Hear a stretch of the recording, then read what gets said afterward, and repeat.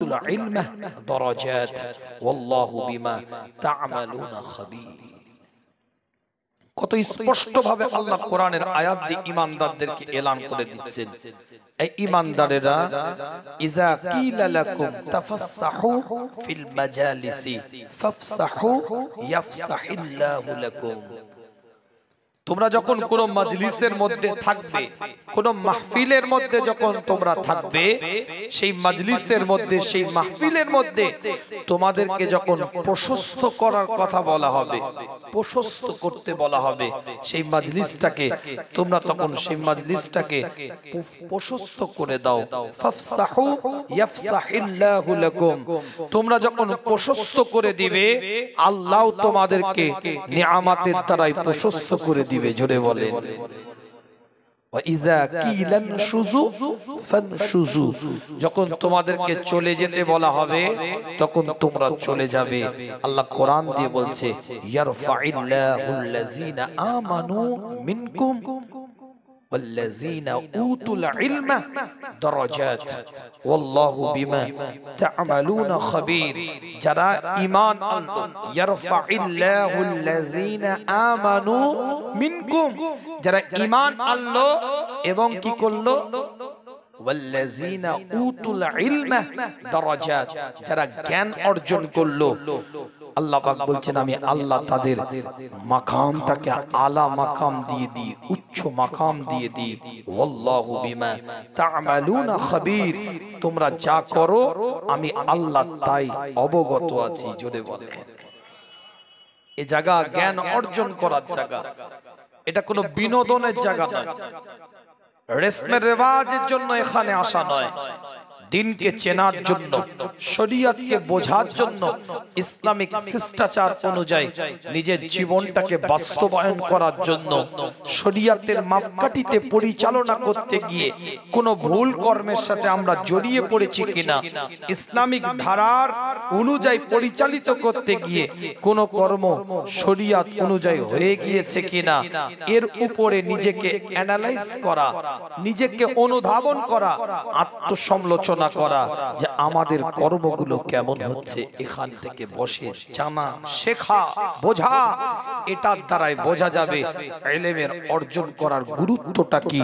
ওয়াজের মাহফিল ইলম অর্জন করার জায়গা, এটা কোন ওই পিকনিক স্পট নয়, বিনোদনমূলক আলোচনা, বিনোদনমূলক কথাবার্তা, কিছু রাজনৈতিক আলোচনা হবে, কিছু কমেডিয়ান বক্তা কমেডি করে চলে যাবে, আপনারাও হই হই করে লাইটিং করে বিরিয়ানি খেয়ে হাত মুছে নিলেন। বিষয়টা কিন্তু এটা নয়। শিখতে কেউ আসবে, শেখাতে কেউ আসবে, উভয়ের মধ্যে ইলম থাকবে, আর ইলমের চর্চার উপরে এই কোরআনের মাহফিল। কথা ঠিক বললাম না?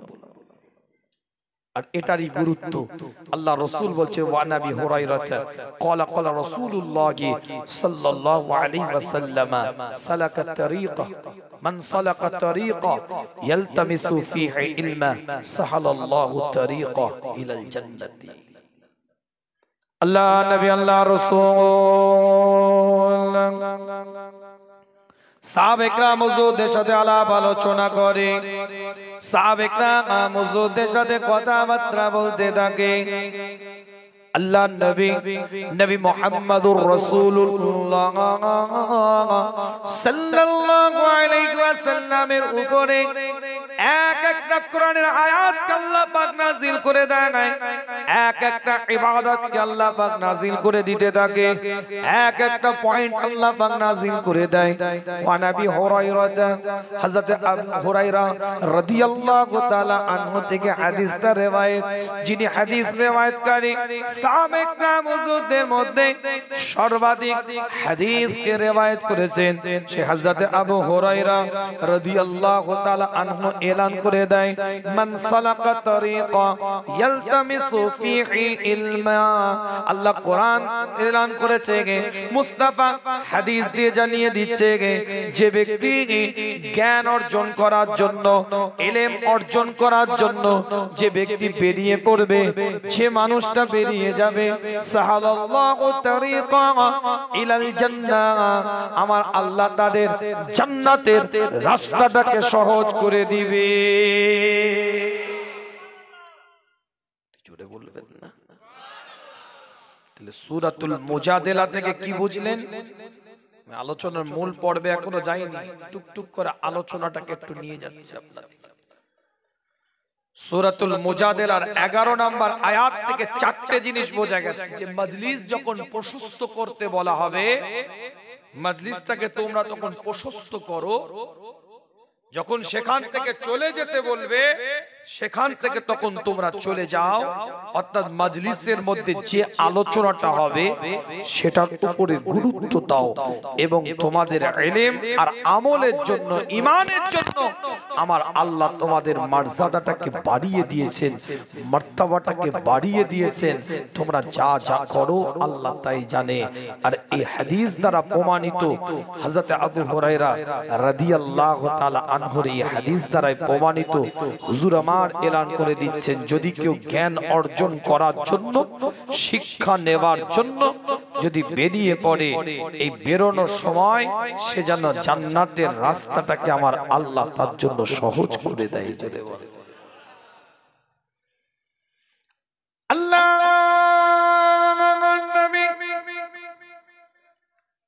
নবী মুহাম্মদ রাসূলুল্লাহ সাল্লাল্লাহু আলাইহি ওয়াসাল্লামের উপরে এক একটা কোরআনের আয়াতকে নাজিল করতে থাকে। কিতাবটা খুলে দেখেন না, বানওয়াটি আলোচনা আপনাদের খিদমতে নয়, এক একটা দলিল দিয়ে যাচ্ছি আপনাদের খিদমতে। পরিষ্কার করে লেখা আছে, আল্লাহ পাকে কোনো বান্দা, আল্লাহ পাকে কোনো বান্দি কোরআনের আলোচনা শোনার জন্য, শরীয়তকে চেনার জন্য, ইসলামের নীতি আদর্শ অনুযায়ী নিজের জীবনটাকে বাস্তবায়ন করার জন্য যখন সে কোরআনের মাহফিলের দিকে আসতে থাকে, শরীয়তের মাহফিলটার দিকে যখন আসতে থাকে, শরীয়তের রাহে, শরীয়তের রুটে, শরীয়তের রাস্তায় যখন সে নিজেকে পরিচালিত করার জন্য, আফাতুমিনুনা বিবাদিল কিতাব ওয়া তাকফুরুনা বিবাদ, পরিপূর্ণতার সাথে দ্বীনকে চেনার জন্য, ইসলামের নীতি আদর্শকে বোঝার জন্য, ইয়া আইয়ুহাল্লাযীনা আমানু আমিনু, ঈমানদার তোমরা আমলের দ্বারাই পরিবর্তনের জায়গা যখন তৈরি করতে হবে, এই ঈমানদারেরা তোরা ঈমান নিয়ে আয়। আল্লাহ কোরআন দিয়ে বলছে, সেই ঈমানটা জানবে কোথা থেকে, সেই ঈমানটা বুঝবে কোথা থেকে, সেই ঈমানের চর্চাটা কোথা থেকে হবে, সেই ঈমানের শরীয়তের বিধানের ইলমটা অর্জন তারা কোথা থেকে করবে? এই আম ওয়াজের মাহফিল থেকে করবে। আল্লাহ নবী এলান করে দেয়, আল্লাহ পাকে কোন বান্দা যখন কোরআনের মাহফিলের দিকে আগিয়ে যায়, সে একা একা যায় না, অন্যান্য দিন এই রাস্তা দিয়ে আপনি যখন রাস্তার উপর দিয়ে হেঁটে হেঁটে যান, 364টা দিন আপনার গন্তব্যস্থলে আপনি যান, বাজার করতে যান, সওদা করতে যান, কিংবা পরিবারের কোনো কাজ করতে যান, ব্যবসা বাণিজ্য করতে যান, আপনি একা একা যান। কিন্তু আজকে যখন এই কোরআনের মাহফিলের নিয়তে, শরীয়তের মাহফিলের নিয়তে, ইসলামের আদর্শকে চেনা আর বোঝা আর জানার নিয়তে যখন আপনি মজলিসে এসেছেন, আল্লাহকে হাজির নাজির জেনে বলে জানায়, আপনি একা একা আসেন না, আমার আল্লাহ 70,000 ফেরেশতা আপনাকে প্রোটোকল দিতে দিতে, আহলান সাহলান করতে করতে, ইস্তেকবাল করতে করতে এই কোরআনের মাহফিলে আমার আল্লাহ আপনাকে নিয়ে এসে বসিয়ে দিয়েছে। জোরে বলবেন না, সবাই মিলে বলবেন না। কিতাবটা খুলে দেখেন, হাদিস বলছি, কোন ছোটি কিতাবের গল্প বলছি না আপনাদেরকে, কোট টু কোট আলোচনা, পয়েন্টের উপরে আলোচনা আপনাদের খিদমতে। আল্লাহ নবী মুহাম্মদ রাসূলুল্লাহ সাল্লাল্লাহু আলাইহি ওয়াসাল্লাম সাহাবায়ে হুজুরদের দিকে লক্ষ্য করে এলান করে দেয়, আল্লাহ পাকের কোন বান্দা, আল্লাহ পাকের কোন বান্দি, শুধু পুরুষের কথা আল্লাহ এখানে বলেন নাই, পুরুষ এবং মহিলা উভয়ের কথা বলা হচ্ছে। তাহলে কোরআন, ইসলাম, দ্বীন, শরীয়ত মেয়েদেরকে অধিকার দিয়েছে, ওয়াজ শুনবে, নসিহত শুনবে, ইসলামের আদর্শকে বুঝবে, নবীর তরিকা অনুযায়ী জীবনটাকে তৈরি করবে, শরীয়তের মাপকাঠি অনুযায়ী জীবনটাকে পরিচালনা করবে। শুধু পুরুষ নয়, মহিলাদেরকে আল্লাহ পাক তাকিদ দিয়েছে। কিন্তু দুঃখ এই জায়গায়, কষ্ট তো এই জায়গায়, ব্যথা তো এই জায়গায়, কোরআনের মাহফিলে আসে কিন্তু কোরআনের কথা শুনে না, ইসলামের মাহফিলে আসে কিন্তু ইসলামের বাঁধন অনুযায়ী নিজেকে পরিচালিত করে না, শরীয়তের মাহফিলে আসে কিন্তু শরীয়ত অনুযায়ী নিজেকে পরিচালিত করে না, নবী মাহফিলে এসে বসে কিন্তু নবীর তরিকা অনুযায়ী নিজেদেরকে চালনা করে না, রাস্তায় বাজারে ঘাটে ঘুরতে ঘুরতে সময় কাটিয়ে দেয়। এমনকি বাড়িতে যদি কোনো পরিবারে মেহমান আসে, ওয়াজ শোনা তো দূরের কথা, শুধুমাত্র যেন বকতে এসেছে, কথা বলতে এসেছে, নিজেদের আত্মীয়তা রক্ষা করতে এসেছে। কথা ঠিক না? আজকে কিসের আত্মীয়তা রক্ষা? আমি জানি আত্মীয়তা রক্ষা করা বড় ইবাদত। ও জ্ঞানটা আমাকে দিতে আসবেন না। বড় ইবাদত আত্মীয়তার বন্ধন রাখা, যে আত্মীয়তার সাথে সম্পর্ক ছিন্নকারী, আল্লাহ রাসূল বলছে সে জান্নাতের সাথে সম্পর্ক ছিন্নকারী। কিন্তু আজকের দিনটাই আত্মীয়তার বন্ধন রক্ষা করতে আপনি আসেননি, আজকের দিনটাই আপনি কোরআনের মাহফিলে কোরআন শুনতে এসেছেন। হয়তো এই গ্রামে কারো আত্মীয়র বাড়ি আছে, কারো বোনের শ্বশুর বাড়ি আছে, কারো ভাইয়ের শ্বশুর বাড়ি আছে, কারো আপনার কি বলে খালার বাড়ি আছে, কারো মামা শ্বশুর বাড়ি আছে, কি বাপের শ্বশুর বাড়ি, আমার নানির বাড়ি আছে, কথা বলে না, এরকম থাকতে পারে। কিন্তু আপনার ওই জায়গায় গিয়ে তাদের সাথে মুখটা দেখিয়ে এসে কোরআনের মাহফিলে বসে কোরআনের কথা শোনাটা, এটা আপনার ঈমানি দায়িত্ব। মেয়েদের যদি কোনো প্যান্ডেল থাকে, মেয়েরা সেখান থেকে আলোচনা শোনার জন্য যদি ইন্তেজামের দায়িত্বশীল ব্যক্তিরা আলাদা করে প্যান্ডেল করে দেয়, সব জায়গায় জায়গার অভাবে অনেক সময় সম্ভবপর হয় না, সেই প্যান্ডেলের মধ্যে বসে মহিলাদের ওয়াজ শোনাটা, এটা তাদের দায়িত্ব আজকের এই দিনটার জন্য। অন্যদিন আসেন, গল্প গুজব করেন, আনন্দ ফুর্তি করেন শরীয়তের বাঁধনে, ইসলাম আপনাকে বাধা দেয়নি। কিন্তু আজকের দিনটাই নাস্তা খাওয়া, পারাটা ডিম খাওয়ার দিন নয়, আজকে কোন রকম সালাম বিনিময় করে কোরআনের মাহফিলে বসে যাওয়ার দিন। কথা ঠিক বলছি না? রাগ করছি না? হাত জোর করে বলি, এতে যদি খুশি না হন, আপনাদের পায়ে ধরে বলছি, আপনাদের প্রিয় আওলাদ জীবনের নীতিমালা তৈরি করে, উসুল তৈরি করে, নালে সব বেকার হয়ে যায়। আল্লাহ নবী মুহাম্মদুর রাসূলুল্লাহ সাল্লাল্লাহু আলাইহি ওয়াসাল্লাম এলান করে দেয়, আল্লাহ পাকের বান্দা, আল্লাহ পাকের বান্দি যখন কোরআনের মাহফিলের দিকে এগিয়ে যায়, টুক টুক করে কোরআনের মাহফিলের দিকে, শরীয়তের মজলিসের দিকে, ইসলামকে চেনার জন্য, শরীয়তকে বোঝার জন্য, ইসলামের নীতি আদর্শ অনুযায়ী নিজের জীবনটাকে পরিচালিত করবে, এই জন্য যখন ওই বান্দা, ওই বান্দি কোরআনের মাহফিলের দিকে এগিয়ে যায়, আল্লাহ নবী এলান করে দেয়, তার এক একটা কদমে কদমে আমার আল্লাহ 10টা করে নেকি লিখতে আরম্ভ করে দিতে ঘোষণা দিয়ে দেয়। 10টা করে নেকি লিখতে আরম্ভ করে দাও। ওই বান্দাগুলো যখন কোরআনের মাহফিলটার মধ্যে বসে যাবে, শরীয়তের মাহফিলের মধ্যে বসে যাবে, ইসলামের মাহফিলের মধ্যে বসে যাবে, আল্লাহ নবী মুহাম্মদুর রাসূলুল্লাহ সাল্লাল্লাহু আলাইহি ওয়াসাল্লাম এলান করে দেয়, পরিষ্কার অক্ষরে লেখা আছে, আল্লাহ পাক ওই সময় ফেরেশতারা বলতে থাকে, আমার আল্লাহ ওই বান্দাগুলো তার হাঁটে না, ওই বান্দাগুলো তার চলে না, আপনার পক্ষ থেকে নির্দেশ ছিল এক একটা কদমে 10টা করে নেকি লিখতে।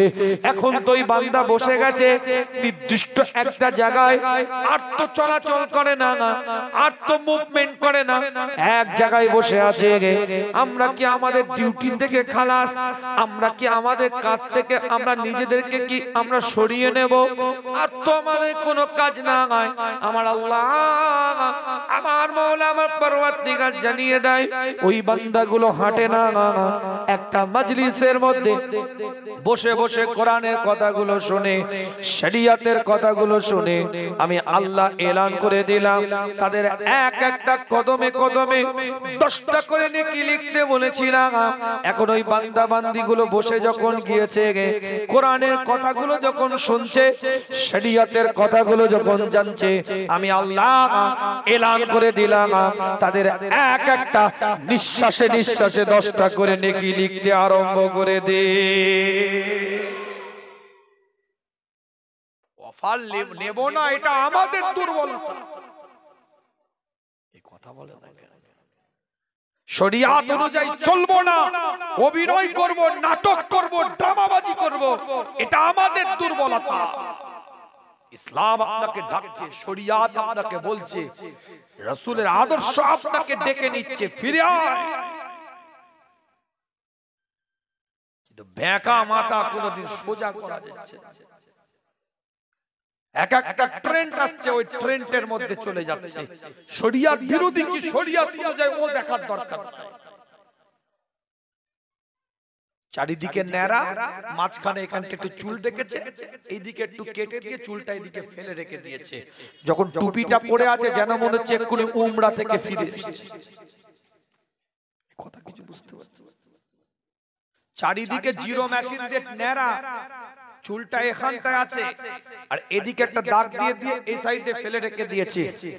টুপিটা মাথায় দিয়ে আছে যেন মনে হচ্ছে উমরা থেকে ফিরে এসেছে। আর টুপিটা খুলে দিলে এখান থেকে লাফাচ্ছে চুলটা। 3 রকম কালার। কবরে ঢুকো, থেঁতো করে ফেলবে। আমার কথা কিছু বুঝতে পারছেন না? বুঝতে শরিয়াত বিরোধী কর্মে আজ এখানে জলসা হচ্ছে। আল্লাহ কোরআনের মধ্যে বলছে, একটা করে দলিল দিচ্ছে। সূরার নাম সূরাতুল আনফাল, 2 নম্বর আয়াত। ইন্নামাল মুমিনুনা আল্লাযী ইযা যুকিরাল্লাহ ওয়াজিলাত কুলুবুহুম ওয়া ইযা তুলিয়াত আলাইহিম আয়াতুহু ওয়া যাদাতহুম ঈমানা ওয়া আলা রাব্বিহিম ইয়াতাওয়াক্কালুন। আমি বলছি না, কোরআন বলছে। এখানে জিকির হচ্ছে। প্রকৃত মুমিন যে হবে তার অন্তরটা আল্লাহর জিকিরে কাঁপতে থাকবে, সে বাইরে ঘুরতে পারবে না, তার মন এখানে বসার জন্য ছটফট করবে। কথাটা কি বুঝতে পারছেন? কিন্তু দুঃখ এই জায়গায়, কষ্ট এই জায়গায়, বক্তব্য আমার এই জায়গায়, পয়েন্ট আমার এই জায়গায়। মাঠে নামলে হবে না, উল্টো পাল্টা খেললে লাল কার্ড দেখে যেতে হবে। মাঠে তো নামলে হবে না, খেলা জানতে হবে। টুপি মাথায় দিয়ে, পাঞ্জাবি গায়ে দিয়ে, জুব্বা গায়ে দিয়ে কোরআনের মাহফিলে না এসে রাস্তায় হই হই করে তামাশা করলে আর প্যাকেট নেওয়ার সময় লাইন দিলে মনে করবে যে তুমি মাঠে নেমে খেলছিলে। না না, উপর থেকে লাল কার্ড হয়ে গেছে।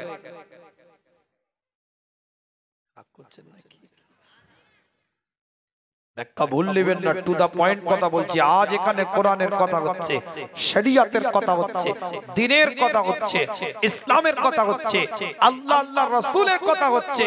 দুঃখ তো এই জায়গায়, আজ আপনার পাড়ায়, আজ আপনার মহল্লায়, আজ আপনার এলাকায় এমন অনেক জায়গা আছে এই মুহূর্তে পাবজি চলছে, ফ্রি ফায়ার চলছে, ড্রিম 11 চলছে, রামি সার্কেলের মতো নোংরা জুয়ার সাথে যুক্ত আছে। সফটওয়্যার ক্যারাম বোর্ড বেরিয়ে গেছে, গোটা পৃথিবীব্যাপী জুয়া চলছে, লুডু, পিকটু, তাস, সফটওয়্যার বেরিয়ে গেছে, গোটা পৃথিবীব্যাপী জুয়া চলছে।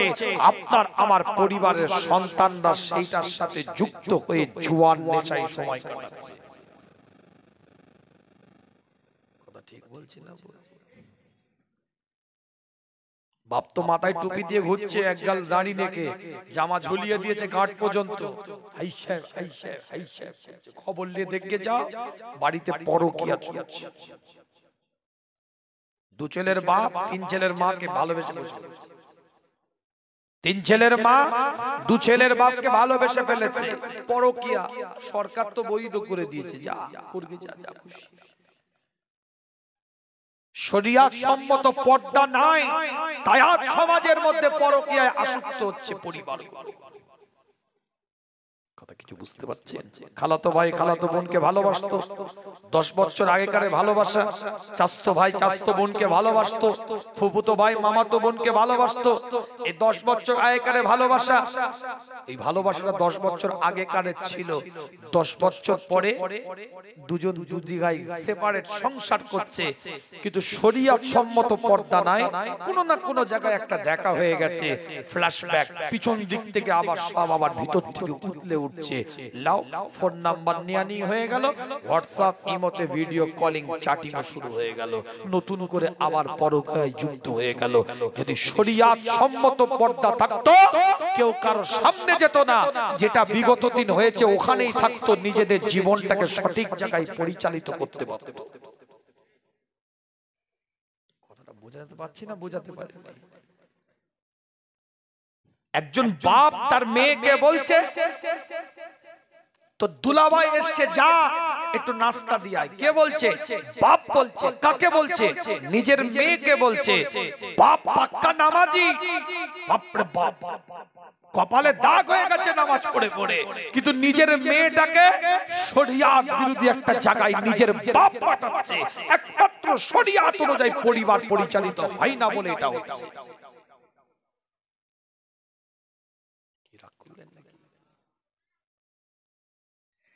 নিজের স্বামী নিজের স্ত্রীকে বলছে, এই তুমি আমার ছোট ভাইয়ের বাইকে চেপে ফিফা বাজারে গিয়ে ডাক্তারটা দেখিয়ে আসবে, আমার সময় নেই, আমি একটা কাজে যাচ্ছি। যেখানে আল্লাহ রাসূল বলছে, একটা নেকড়ে বাঘকে দেখলে যেরকম তোমরা ভয় খাও, তার থেকে দূরে থাকো, দূরত্ব বজায় করে রাখো। নেকড়ে বাঘকে দেখলে ঠিক ওই রকম একটা দেওরের থেকে ভাবি, তার থেকেও দূরত্ব বজায় রাখা উচিত, ভয় খাওয়া উচিত। আর নিজের স্বামী নিজের স্ত্রীকে বাইকে তুলে পাঠিয়ে দিচ্ছে তার পিছনে বসিয়ে, তাহলে শরিয়তের মাপকাঠিতে না থাকার কারণে সমস্যাটা কোন জায়গায় গিয়ে দাঁড়াবে বুঝতে পারছেন?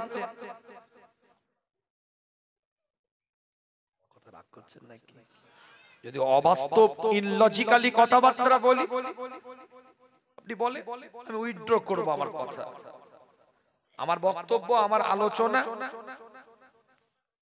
ইলজিক্যালি যদি হয়, অবাস্তব যদি মনে হয়, আপনি আমার কথার পয়েন্ট দিয়ে কেটে দিন, আমি আমার বক্তব্য উইথড্র করব। সমাজকে পরিবর্তন করতে গেলে একমাত্র শরিয়তের বাঁধনে আপনাকে আমাকে নিজেকে দাঁড় করিয়ে রাখতে হবে। শরিয়তের বাঁধনে যদি আপনি আমি নিজেকে দাঁড় করিয়ে রাখতে পারি, সমাজ পরিবর্তনের জায়গা খুঁজে পাবে, ইসলামের ধারার সমাজের নীতিমালা প্রচলন থাকবে। জোরে বলে, জোরে বলা যাবে না, চিৎকার দিয়ে বলা যাবে না। وَإِذَا تُلِيَتْ عَلَيْهِمْ آيَاتُهُ وَزَادَتْهُمْ ঈমানা। মুমিনের আরেকটা পরিচয় হবে, তাদের সামনে যখন কোরআনের আয়াতগুলোকে তেলাওয়াত করা হবে, তাদের ঈমানটা বাড়তে থাকবে। জোরে বলে, জোরে বলবেন না? আল্লাহ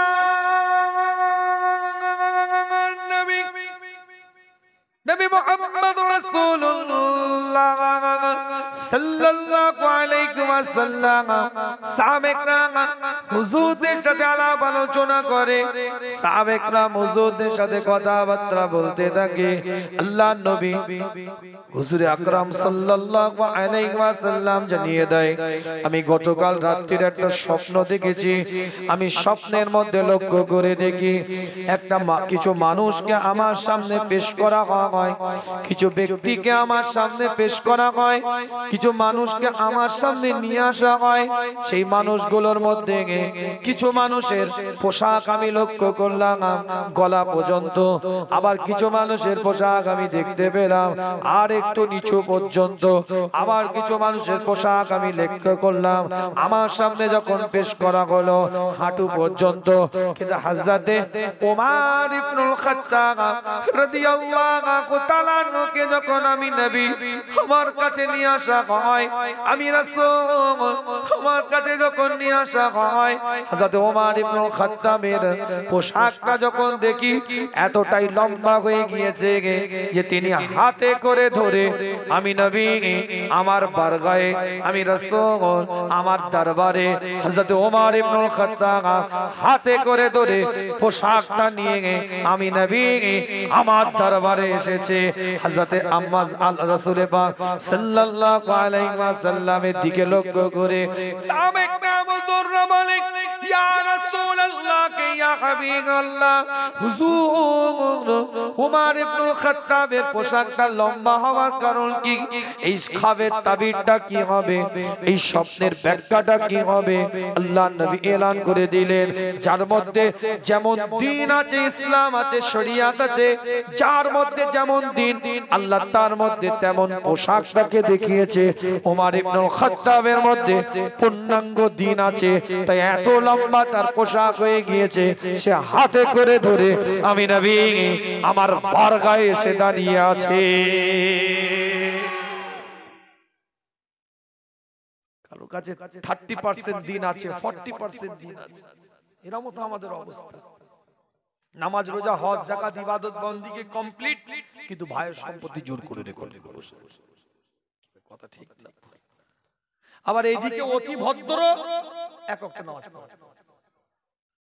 কথা কিছু বুঝতে পারছেন না? বুঝতে পূর্ণাঙ্গতা, কমপ্লিটনেস, সম্পূর্ণ খুঁজতে বের করা খুব মুশকিল বর্তমান সিচুয়েশন। একদিক তো প্লাস তো আর একদিক মাইনাস। নামাজি পরহেজগার, আচার ব্যবহার ভালো না, খোঁচো খোঁচো ভালো।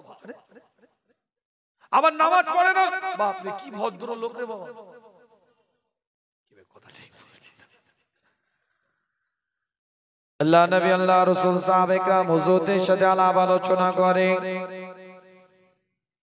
একটার পর একটা দলিল আপনাদের খিদমতে, এক একটা পয়েন্টের উপর আলোচনা আপনাদের কাছে ছোট্ট করে আলোচনাটাকে আগিয়ে নিতে চেয়েছিলাম। আলোচনা শুরু করেছিলাম সূরাতুল মুজাদিলা থেকে, 58 নম্বর সূরার 11 নম্বর আয়াত দিয়ে দলিল দিয়ে বুঝিয়েছিলাম এই মাজলিসের পরিবেশটা কেমন হবে। হাদিস দিয়ে আবার দলিল দিয়েছিলাম ইলমের গুরুত্বটা কি। এই গুরুত্ব সম্পর্কে আলোচনা করতে গিয়ে এই জায়গায় আলোচনাটা নিয়ে এসেছি। সূরাতুল মুজাদিলা থেকে দলিল দিয়েছি, সূরাতুল আরাফ থেকে দলিল দিয়ে বোঝাবার চেষ্টা করেছিলাম। এটা কোরআনের মাফিক, এটা ইলমের জায়গা, দ্বীনকে চেনার জায়গা, শরিয়তকে বোঝার জায়গা, ইসলামের নীতি, ইসলামের আদর্শ, ইসলামের নিয়মাবলী অনুযায়ী নিজের জীবনটাকে পরিচালিত করার জায়গা। আজ আপনাদের খিদমতে আলোচনা করে যায়, ছোট্ট করে আলোচনাটাকে নিয়ে যায় ইসলামকে প্রতিষ্ঠিত করার জন্য, শরিয়তকে প্রতিষ্ঠিত করার জন্য হযরত আবু বকর সিদ্দিক রাদিয়াল্লাহু তাআলা আনহু আমার নবী খেলাফতের পরে, আমার রাসূলের দায়িত্বশীল সাম্রাজ্য পরিচালনার পরে সর্বপ্রথম খেলাফতের দায়িত্ব পেয়েছিলেন হযরত আবু বকর সিদ্দিক রাদিয়াল্লাহু তাআলা আনহু।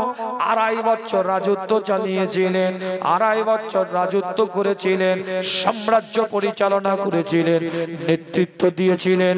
এই 2.5 বছরের মধ্যে পৃথিবীর প্রত্যেকটা মানুষকে দেখিয়ে দিয়েছে ইসলামের পূর্ণাঙ্গতা কাকে বলে, ইসলামের পরিপূর্ণতা কাকে বলে, ইসলামের কমপ্লিটনেস কাকে বলে, কিভাবে ইসলাম পরিপূর্ণতার সাথে পরিচালিত হয়, কিভাবে শরিয়ত পরিপূর্ণতার সাথে পরিচালিত হয়।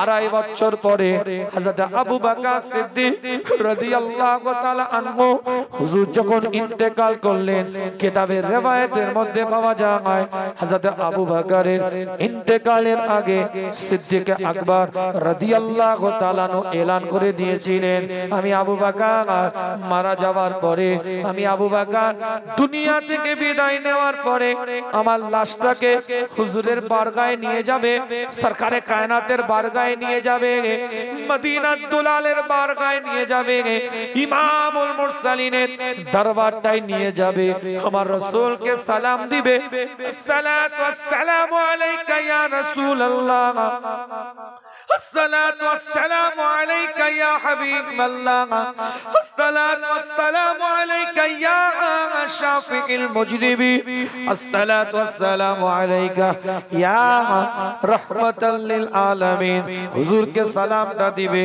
সালাম দেওয়ার পরে আল্লাহ নবী আল্লাহ রাসূলকে জিজ্ঞাসা করবে, ইয়া রাসূলুল্লাহকে, ইয়া হাবিবাল্লাহ, হুজুর আবু বকর আর দুনিয়াতে নাই, আপনার হিজরতের সাথে আর দুনিয়াতে নাই, আবু বকরের দাফনটা কোথায় দেব?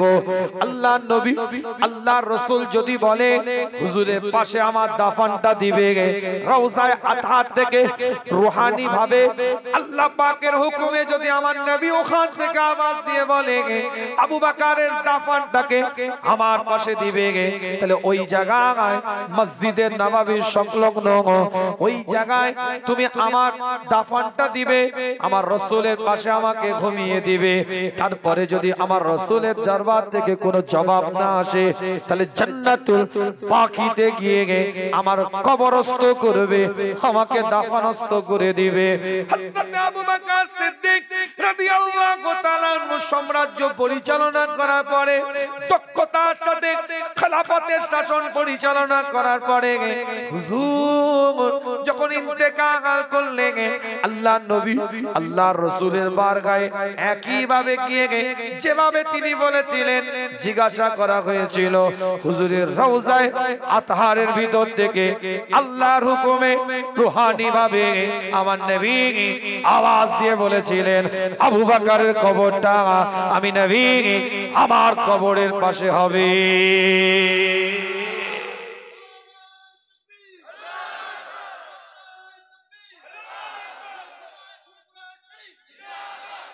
কিতাবটা খুলে দেখেন, একটার পর একটা দলিল দিয়ে আপনাদের খেদমতে। পৃথিবীর মধ্যে আল্লাহ পাক মানব জাতটাকে তৈরি করলেন, লাকাদ খালাকনাল ইনসানা ফি আহসানি তাকওয়িম, উত্তম পরিকাঠামোর দ্বারাই তৈরি করলেন। গোটা কোরআন শরীফটার মধ্যে আল্লাহ পাক এই মানুষদের জন্য 20 জায়গায় আয়াত নাজিল করেছেন। 114টা সূরার মধ্যে 86 থেকে 89টা সূরা হচ্ছে মাক্কি সূরা, 25 থেকে 28টা সূরা হচ্ছে মাদানী সূরা। আর গোটা কোরআন শরীফের মধ্যে ঈমানদারদের জন্য, যারা আল্লাহকে এক বলেছে, মুস্তাফাকে নবী বলে স্বীকারোক্তি দিয়েছে, তাদের জন্য 89 জায়গায় আয়াতকে মেসেজ করেছে। কিতাবটা খুলে দেখেন, ছোট্ট করে আপনাদের খেদমতে আলোচনাটাকে আগিয়ে নিয়ে যায়। এই পৃথিবীর প্রত্যেকটা জায়গায় প্রত্যেকটা ঈমানদার ব্যক্তিকে বর্তমানে 200 কোটি মানুষ আল্লাহকে আল্লাহ বলে, এক বলে স্বীকারোক্তি দেয়। নবী মুহাম্মদুর রাসূলুল্লাহ সাল্লাল্লাহু আলাইহি ওয়াসাল্লামের উপরে ঈমান নিয়ে এসেছে এই রকম ব্যক্তিত্ব 200 কোটি, কিন্তু সবারই ঈমানের নূরটা কিন্তু এক নয়, জ্যোতিটা কিন্তু এক নয়, আলোটা কিন্তু এক নয়। কেন আল্লাহ কোরআন দিয়ে বলছে, ওয়া ইযা তুলিআত আলাইহিম আয়াতুহু ওয়া যাদাতুহুম ঈমানা ওয়া আলা রাব্বিহিম ইয়াতাওয়াক্কালুন, তাদের সামনে যখন কোরআনের আয়াতটাকে তেলাওয়াত করা হবে, তাদের ঈমানটাকে আল্লাহ পাক বানিয়ে দিবে। মুফাসসিরিনরা বলছে, তাফসীরে জালালাইনটা খুলে দেখেন, তাফসীরে মারিফুল কোরআনটা খুলে দেখেন, তাফসীরে কুরতুবিটা খুলে দেখেন, তাফসীরে বাইজাবিটা খুলে দেখেন। মুফাসসিরিনরা বলছে পরিষ্কার করে লেখা আছে, ঈমান বেড়ে যাবে মানে ঈমানের নূরটাকে আল্লাহ পাক বাড়িয়ে দিবে, ঈমানের জ্যোতিটাকে আমার আল্লাহ বাড়িয়ে দিবে।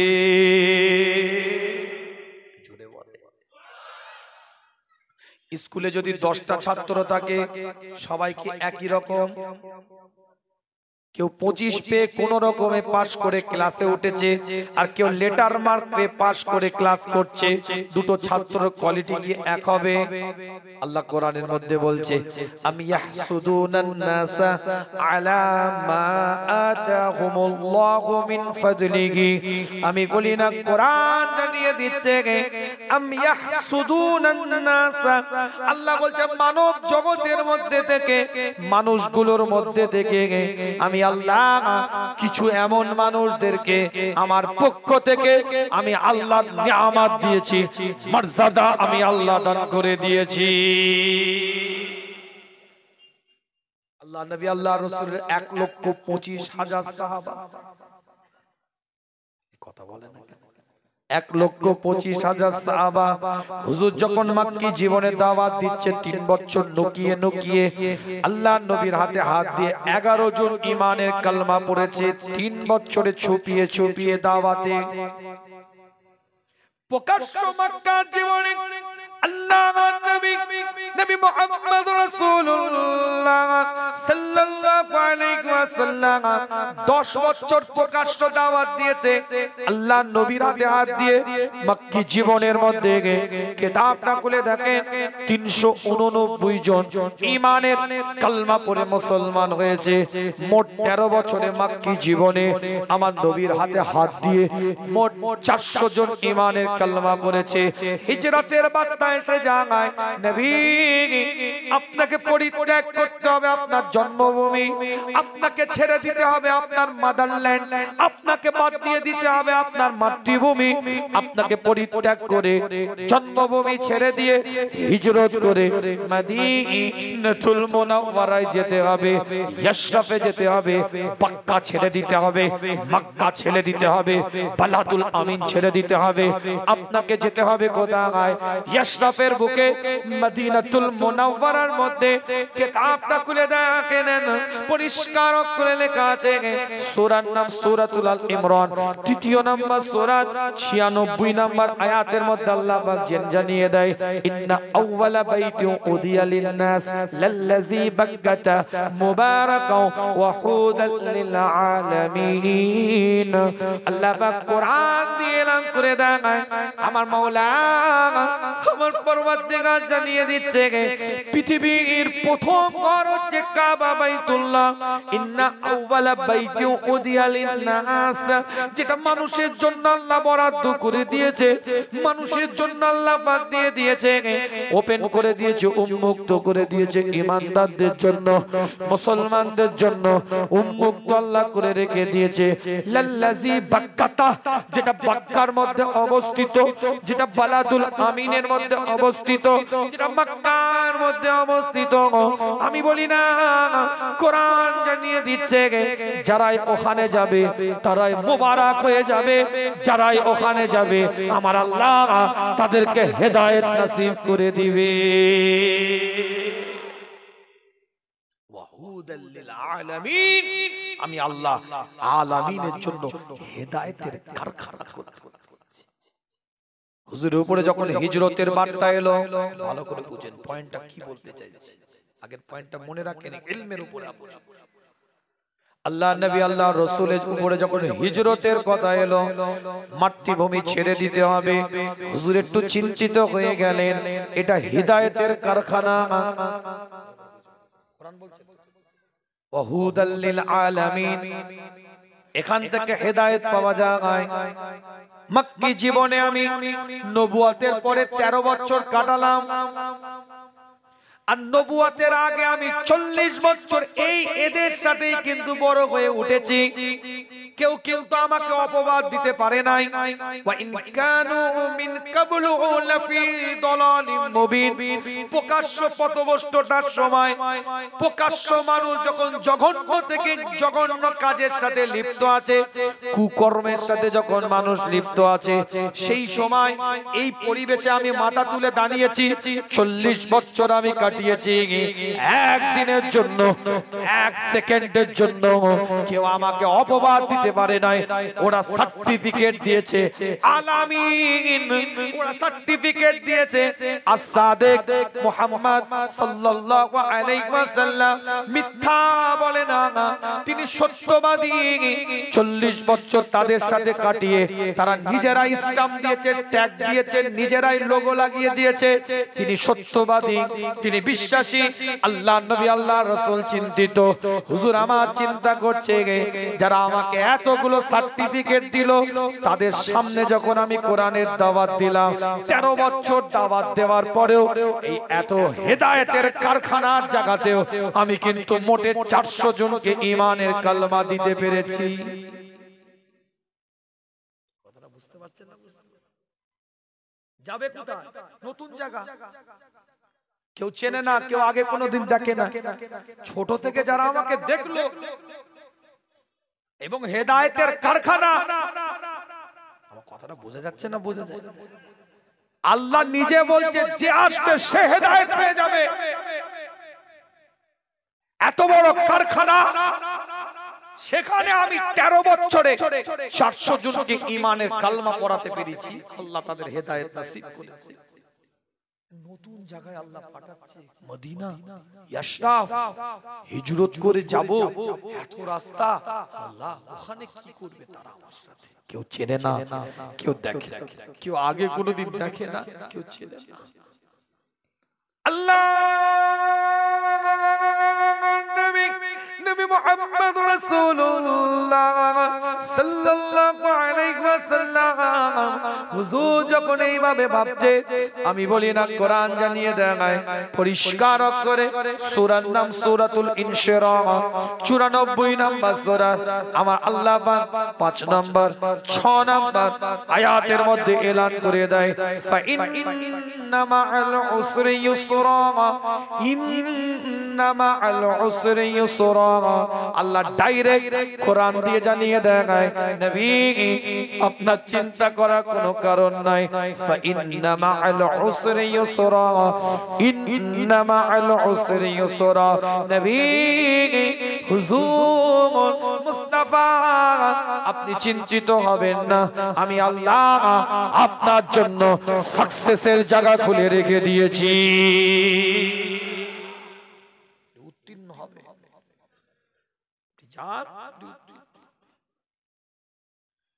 মক্কি জীবনে 13 বছরে 400 জনকে ঈমানের কালমা, ভালো করে বুঝবেন।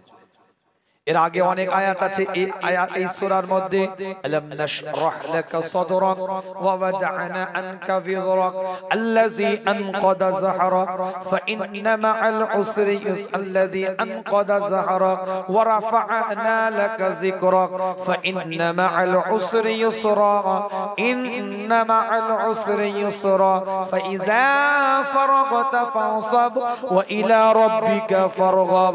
মোট 8টা আয়াত 94 নম্বর সূরার।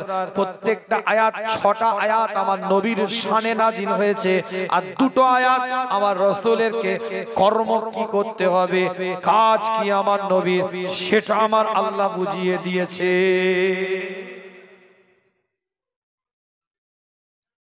আল্লাহ পাক এই আয়াতের মধ্যে জানিয়ে দেন, আলাম নাশরাহ লাকা সাদরাক। আমি বলি না কোরআন জানিয়ে দিচ্ছে তার ভাষার মধ্যে দিয়ে গে, নবী হুজুর আমি আল্লাহ আপনার সিনাটাকে চওড়া করে দিলাম, প্রশস্ত করে দিলাম, দীর্ঘ করে দিলাম। আজকে যুবক ছেলে সিনা চওড়া করতে গেলে জিমে যায়, ওয়েট লিফটিং করে, মাল্টি জিমে বিভিন্ন রকম ভাবে ডায়েট চার্ট মেইনটেইন করে, বিভিন্ন রকম পদ্ধতিতে ব্যায়াম করে, বিভিন্ন রকম বডি ল্যাট মাসেল টাসেল তৈরি করে সিনা চওড়া করে। কিন্তু মনে রাখবেন আমার নবী সিনাটাকে তাহলে আল্লাহ কি দিয়ে চওড়া করলেন? মুফাসসিরিনরা বলছে তাদের ভাষায় আলাম নাশরাহ লাকা সাদরাক। এই আয়াতের তাফসীর করতে গিয়ে তাফসীরে জালালাইন লাইন খোলেন, তাফসিরে মারিফুল কোরআন খোলেন, তাফসিরে কুরতুবী খোলেন, তাফসিরে বাইজাবি খোলেন, তাফসিরে রুহুল বায়ান, তাফসিরে মানি, তাফসিরে কবির, তাফসিরে কাসির, সব থেকে কদিমতম একটা তাফসিরে কিতাব তাফসিরে জারি তাবারিটা খুলে দেখে নেন, পরিষ্কার করে লেখা আছে এই আয়াতের তাফসীর করতে গিয়ে মুফাসসিরিনরা বলছে আমার নবীর সিনাটাকে আমার আল্লাহ তিনটে জিনিস দিয়ে প্রশস্ত করে দিয়েছিলেন, চওড়া করে দিয়েছিলেন। এক নাম্বার ইলমের দ্বারাই আমার রাসূলের সিনাটাকে আমার আল্লাহ চওড়া করে দিয়েছিলেন।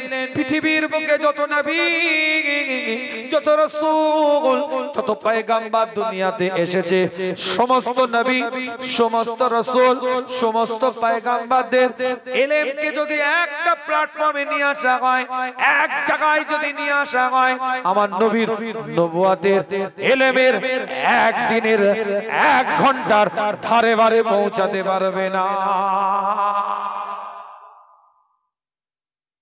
প্রশ্ন করবেন হুজুর তারাও নবী, ইনিও নবী, এই কথা বলে না কেন? তানারাও রাসূল, অনেকে তানাদের মধ্যে রাসূল ছিল, তাদের উপরে আসমানি কিতাব নাযিল হয়েছে, তাদেরকে তো আল্লাহ মেসেঞ্জার করে পাঠিয়েছে, তানার দূত করেই তো পাঠিয়েছে। তাহলে হুজুর আপনি কেন বলছেন এই কথা? একটু উদাহরণটা অন্যভাবে দিয়ে নি। এখানে এতগুলো মোবাইল দেওয়া আছে, সমস্ত মোবাইলের কিন্তু কোয়ালিটি একটাই, কাজ হচ্ছে কি কাজ? এই মুহূর্তে প্রত্যেকটা মোবাইল কিন্তু লাইভ দিচ্ছে, প্রত্যেকটা মোবাইল কিন্তু লাইভ দিচ্ছে গোটা পৃথিবীকে ইউটিউবের মাধ্যমে, ফেসবুকের মাধ্যমে আজকের এই বক্তব্যটাকে প্রচার করছে।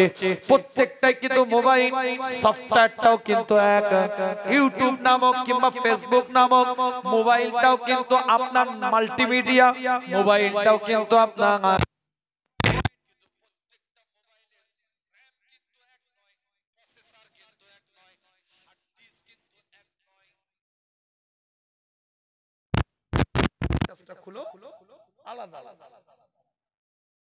কেউ এখানে উলঙ্গ অবস্থায় বসে নাই, আছে উলঙ্গ হয়ে কেউ বসে আছে? শুধু একটা পাঞ্জাবি নয়, গেঞ্জির উপরে সোয়েটার, সোয়েটারের উপরে জ্যাকেট, জ্যাকেটের উপরে আবার শাল, মাফলারের উপরে আবার হনুমান টুপি।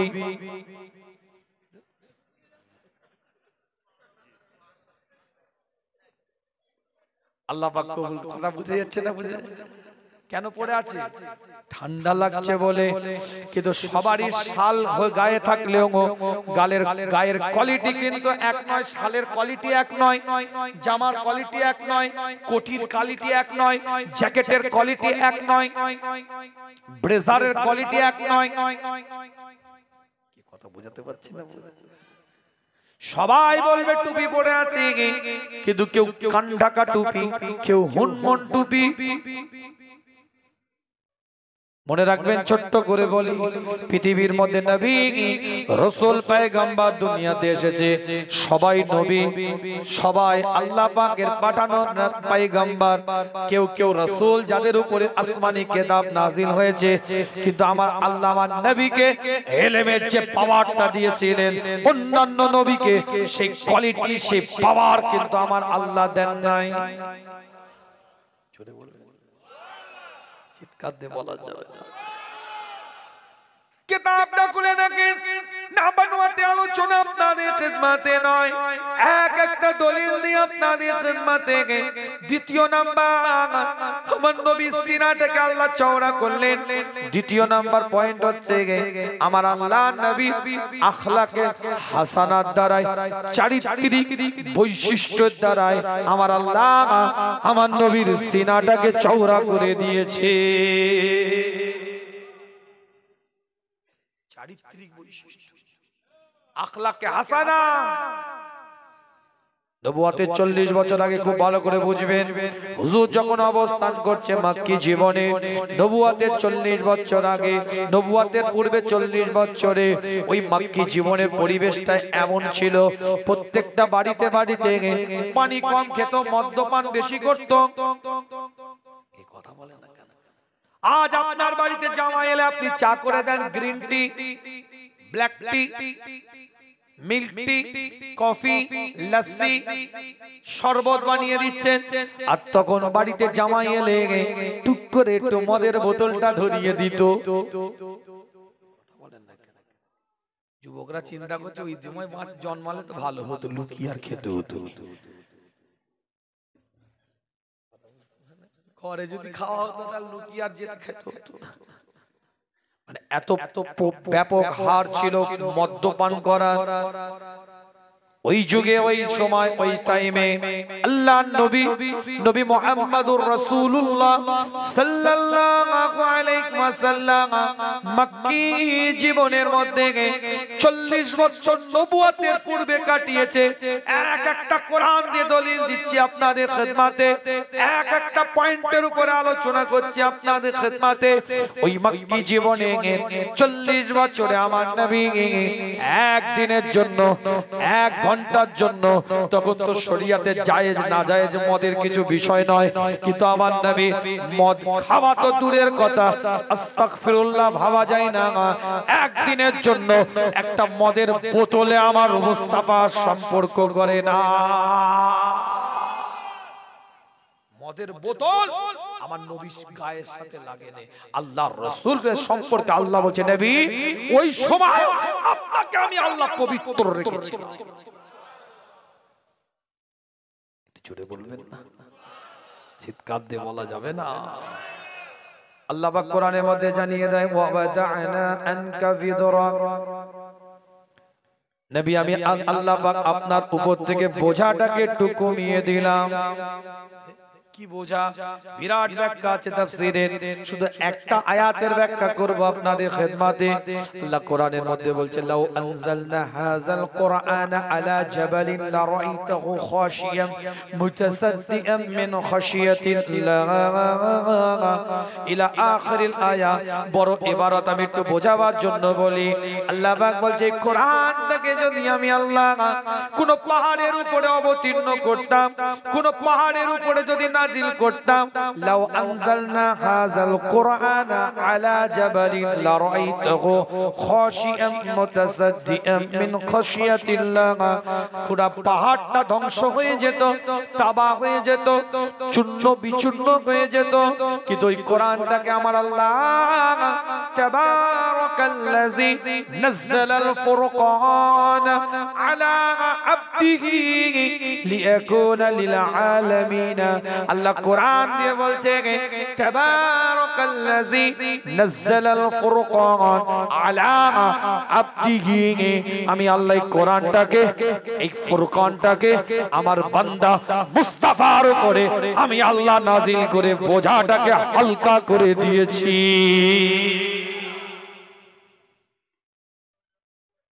শুনে বলবেন না, কি মনে হচ্ছে আমি ফাঁকি মেরে ওয়াজ করছি নাকি? হ্যাঁ, আলেম ওলামা বসে আছে পাশে, বলুন যে হুজুর মনে হয় টাইম পাস করছে, ফাঁকি মারছে। আপনারা ফাঁকি মারছেন কেন? কথা ঠিক না। এই জ্যাকেটটা কি এমনি খুলে দিয়েছি? আমি কি মাঠে চাষ করছি না কোদাল পিটাচ্ছি বলে, না ঝাড় দিচ্ছি আপনাদের মা? এই জ্যাকেটটা পরে ঠান্ডায় কাঁপতে কাঁপতে গাড়ি থেকে নামলাম, এখানে আসেন, পিঠে দেখেন ঘাম বেরোচ্ছে। কেন কেন বলেন তো?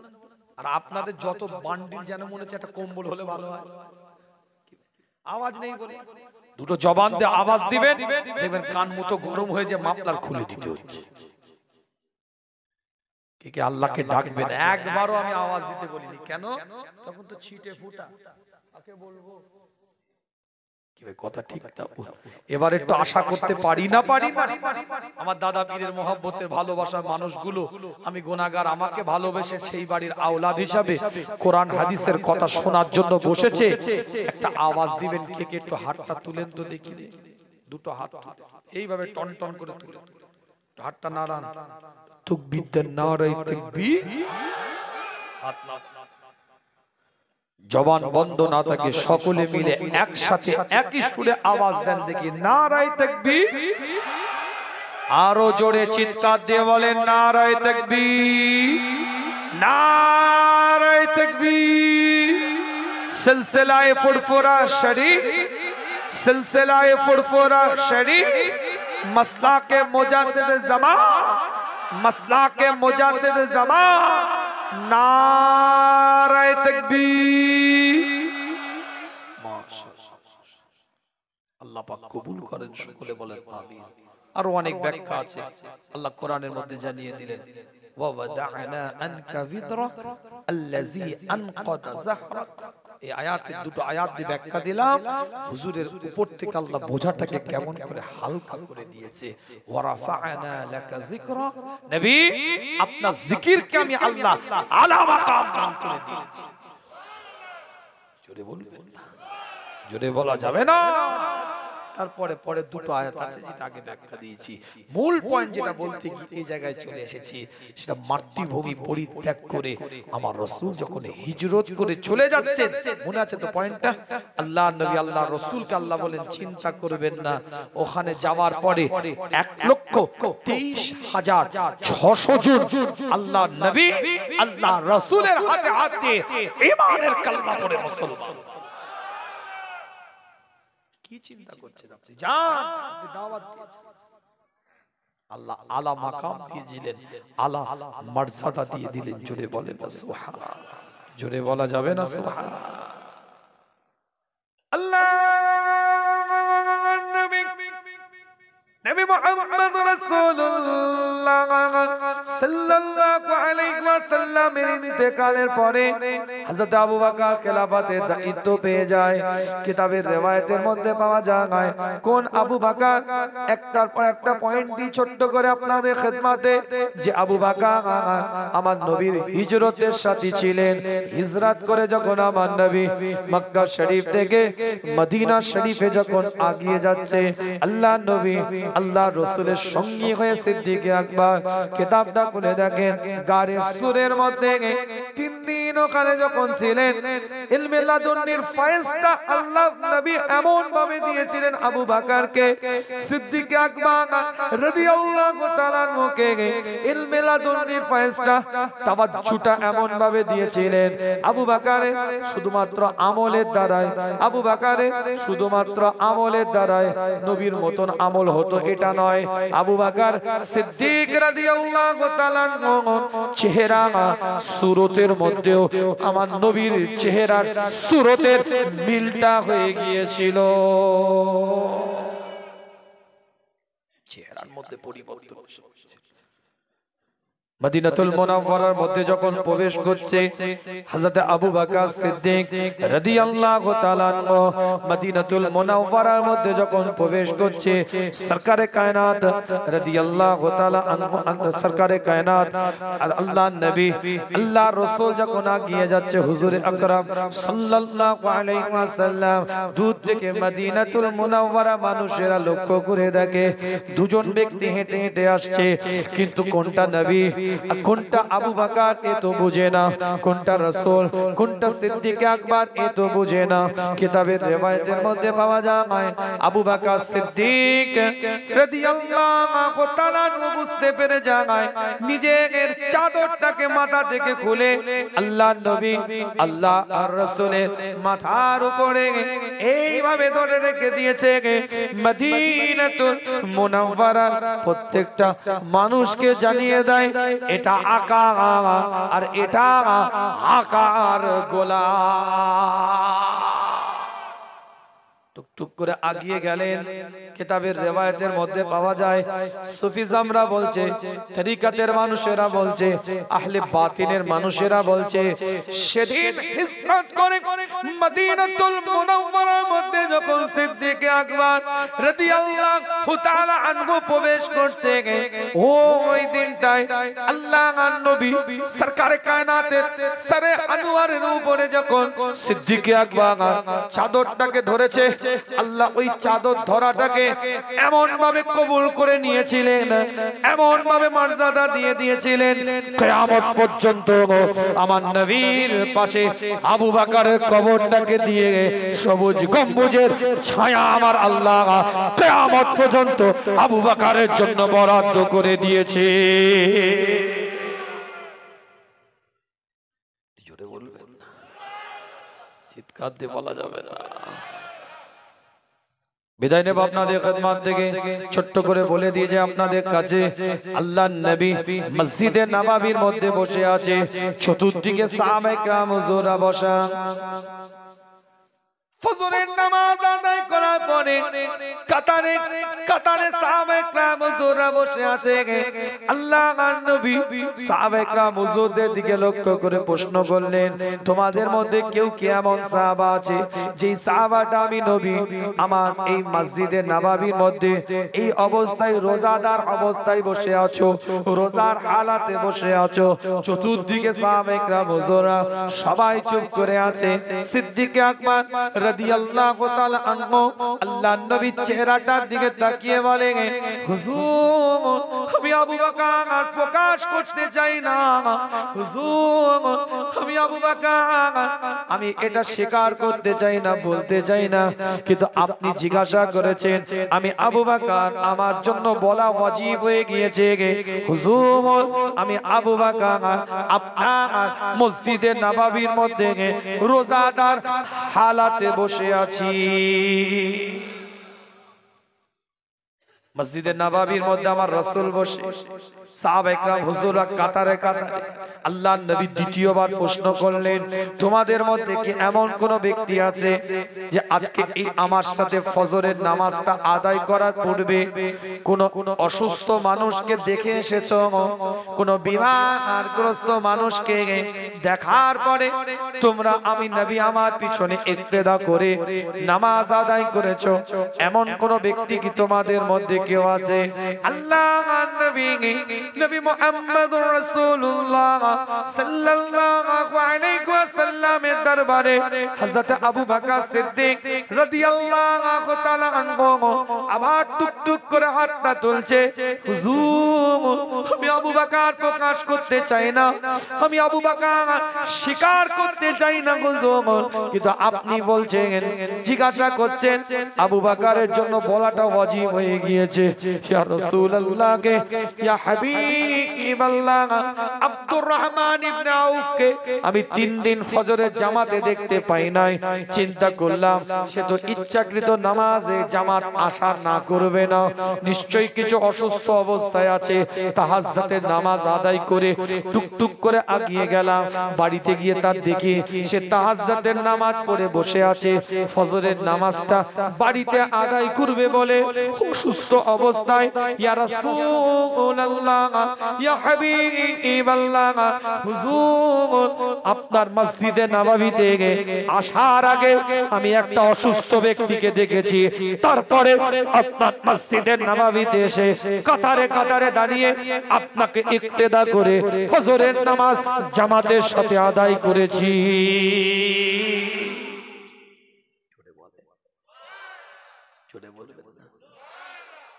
অন্য হাদিসের রিওয়ায়াতের মধ্যে পাওয়া যায় আল্লাহর নবী মুহাম্মদ রাসূলুল্লাহ সাল্লাল্লাহু আলাইহি ওয়াসাল্লাম এলান করে দেন, কোন বিমারি মানুষকে, কোন অসুস্থ ব্যক্তিকে, কোন মারিজ মানুষকে দেখে আল্লাহ পাকে কোন বান্দা, আল্লাহ পাকে কোন বান্দি যখন সে তার বাড়ির দিকে আসে, আমার আল্লাহ ওই বান্দা ওই বান্দিটা আল্লাহর কাছে যে দোয়া করবে, যে ফরিয়াদ করবে, ওই দোয়াটাকে ওই বিমারগ্রস্ত মানুষকে দেখার ওসিলায় আমার আল্লাহ কারেন্টের মতন কবুল করে নিবে।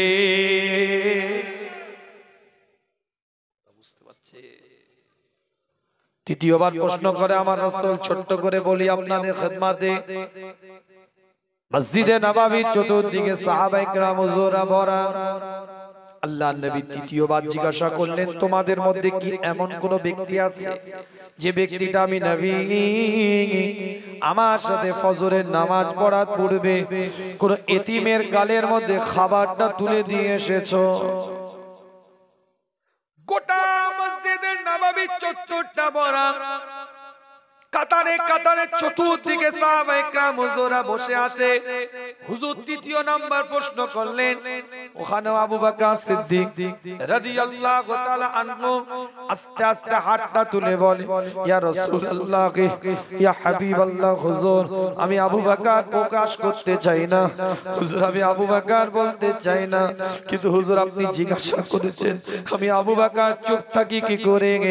হুজুর আমি আবু বকর সিদ্দিক তাহাজ্জুদে যখন নামাজ আদায় করি, আমার বাচ্চা ছেলেটার ঘুম ভেঙে গিয়েছে, বাচ্চা ছেলেটার জন্য তার মা তার জন্য রুটি বানিয়েছে। দীর্ঘ সময় পরে আমি যখন ফজরের নামাজ পড়ব বলে আমি যখন বেরিয়ে আসছি, তা আমার বাচ্চাটার গালের মধ্যে তার মাটা রুটিটা খাইয়ে দিচ্ছে। আমি দরজাটা খুলে দেখি একটা বাচ্চা ছেলে আমার দরজার সামনে দাঁড়িয়ে আছে। আমি বাচ্চাটার দিকে তাকিয়ে বললাম, এত রাত্রিরে তুমি এখানে কেন? বাচ্চা ছেলেটা বলে, সারা রাত আমি ক্ষুধার্ত, আমি একটা ইতিম বাচ্চা। হযরত আবু বকর বলছে, আমি তাকে জিজ্ঞাসা করলাম তাহলে আমার দরজার সামনে কেন? সিদ্দিক আকবর রাদিয়াল্লাহু তাআলা আনহুর দিকে লক্ষ্য করে বাচ্চা ছেলেটা বলতে থাকে, হুজুর আমার বিশ্বাস ছিল, আমার আকীদা ছিল, সর্বপ্রথম যদি কারো দরজা খুলে সেটা আবু বকরের দরজা খুলবে, সর্বপ্রথম যদি কারোর ঘর থেকে খাবার পায় সেটা আবু বকরের ঘর থেকে খাবারটা পাবো।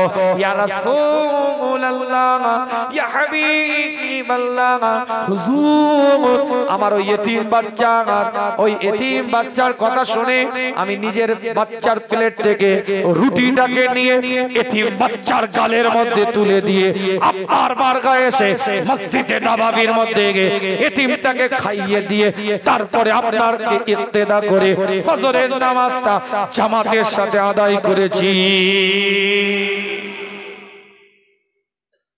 কি বুঝলে? তাহাজ্জুদের নামাজ পড়ে চাচা বসে আছে, পাশের বাড়ির লোক ছটকাচ্ছে, বলে না আমি ফজরে যাব, সব টাইম ফেটিয়ে ফেলবে, কবরে থেতো করে ফেলবে। বলছি বুঝতে পারছেন না? ক্ষমতা পাওয়ার আধিপত্য দেখাচ্ছ, একটা দাদার থাবা পিছনে আছে, সিনা চওড়া করে ঘুরছো, দাদার থাবা উঠে গেলে তো শুটকি মাছ হয়ে যাবে। 3 ফুটের ঢালাই রাস্তা, 1.5 ফুটের চাল বের করে বসে আছো, ক্ষমতা পাওয়ার দেখাচ্ছ। হ্যাঁ, দাদার পাওয়ার আছে, পিছনে ব্যাকিং দিচ্ছে, কিসমিস হয়ে যাবি তো, থাবাটা উঠে গেল। কথা বলে না কেন? 3 ফুটের ঢালাই রাস্তা, দাদাগিরি দিচ্ছ, 1 ফুট বালির বস্তা রেখে দিয়েছো, পাথরের বস্তা রেখে দিয়েছো, লোক তো ভয়ে কথা বলতে পারে না, থাবা আছে তোমার পিছনে। কবরে ঢুকো, বড় বড় থাবা পড়বে। আল্লাহ নবী, আল্লাহ রাসূলের দরবারে একজন ইহুদি রাস্তা দিয়ে হেঁটে হেঁটে যাচ্ছে, পাথরটা তুলে বলছে এটা মুসলমানের রাস্তা নয়, কারণ মুসলমান যে রাস্তা দিয়ে যায় সেই রাস্তায় পাথর পড়ে থাকতে পারে না। মুসলমানের কাজ হচ্ছে রাস্তা থেকে কষ্টদায়ক বস্তুটাকে সরিয়ে দেওয়া। আর এই মোল্লার বাচ্চা ঢালাই রাস্তায় এমন বাইক রেখে দিয়েছে, দেখেই বলছে সারা মোল্লার বাচ্চা রেখে দিয়েছে। এমন গুটকা খেয়ে পিক ফেলছে, ড্রপকে আরেকজনের সাদা পায়জামা একদম শেষ হয়ে যাচ্ছে। থুতুটা কোথায় ফেলতে হয় ইসলাম তোমাকে সে শিক্ষা দিয়েছে। কমপ্লিটনেস জায়গায় যদি আসতে পারো তুমি দেখতে পাবে। আলোচনার বাড়াবো না, কেন আমার প্রথমেই বলেছি মন মানসিকতা সে জায়গায় নেই। ভালোবাসেন তাই একটু দৌড়ে এসেছি, জালসাটা নষ্ট হয়ে যাবে তাই একটু আগে সময় নিয়ে নিয়েছি আপনাদের খেদমতে। আল্লাহ যদি কোনো সময় নিয়ে আসে আলোচনা হবে, তারপরও 1.5 ঘন্টা কাছাকাছি আলোচনা করার কথা ছিল, সেরকমই আলোচনা হয়েছে। বিদায় নেব আপনাদের খেদমত থেকে। গুনাহগারের জন্য দোয়া করবেন, আমিও আপনাদের জন্য দোয়া করি। ছোট্ট একটা কথা মাথায় রাখবেন, দাওরাতুল হাদিস বিভাগ ফুরফুরা দরবার শরীফে এক কদিন আগে খতমে বুখারী হলো। ইন্টারনেটে সোশ্যাল মিডিয়া দেখলে বুঝতে পারবেন। আল্লাহর শুকর, আপনার পীরের দরবার থেকে আগে তো সিনিয়র টাইটেল পাস করত, এখন বেসরকারি ভাবে আলহামদুলিল্লাহ খতমে বুখারী এবং দাওরাতুল হাদিস বিভাগ আছে। ফুরফুরা ফাতিহা খারিজিয়া মাদ্রাসায় আল্লাহর শুকর মহিলা বিভাগ ও জামিয়া মুহাব্বাতুন নেসা নামক আছে। শুধু দরবার কেন্দ্রিক নয়, দরবারের পাশেও আশপাশেও বিভিন্ন জায়গায় আল্লাহর শুকর আপনাদের দোয়ায় দোয়ায় হুজুর কেবলার প্রতিষ্ঠানগুলোকে গুনাহগারের মাধ্যমে অনেক সময় অনেকে চালানোর চেষ্টা করে, দায়িত্ব দিয়ে রেখেছে। দোয়া করবেন, বাচ্চাগুলোকে দেন, সন্তানগুলোকে দেন, একটু তৈরি করে দিন, ঠিক না? একটু তৈরি করে দিই বাচ্চাগুলো। আল্লাহ পাক কবুল করেন, সকলে বলেন আমিন। দ্বীনি ইলমের উপরে রাখবেন। মানবতা, ভ্রাতৃত্ব, সম্প্রীতি, এটা আমাদের ঈমান। মানবতা, সম্প্রীতি, ভ্রাতৃত্ব, মানুষ প্রেম, মানবিকতার সাথে চলন করা, এটা আমাদের ঈমান। কিন্তু মানবতার নাম এটা নয় কোন ধর্মের কর্মকে নিজের জীবনে বাস্তবায়ন করা। মানবতার নাম এটা নয় যে কোন ধর্মের কোন কাজ আমাকে পালন করে তাকে মানবতা দেখাতে হবে, তাকে সম্প্রীতি দেখাতে হবে, তাকে ভ্রাতৃত্ব দেখাতে হবে। এটার নাম মানবতা নয়। কোন যে জাতের, যে ধর্মের, যে সম্প্রদায়, যে রিলিজিয়াসের মানুষ হোক না কেন, যদি সে বিপদগ্রস্ত হয়, আপনি মানুষ হিসাবে তার পাশে দাঁড়ান, তাকে সহযোগিতা করেন, এটা ইবাদত হবে। এটা আপনার সম্প্রীতি, এটা আপনার মানবতা, এটা আপনার মৌলিক মনুষ্যত্ববোধ। এই জায়গায় আপনাকে কাজ করতে হবে। আল্লাহ পাক কবুল করেন, সকলে বলেন আমিন।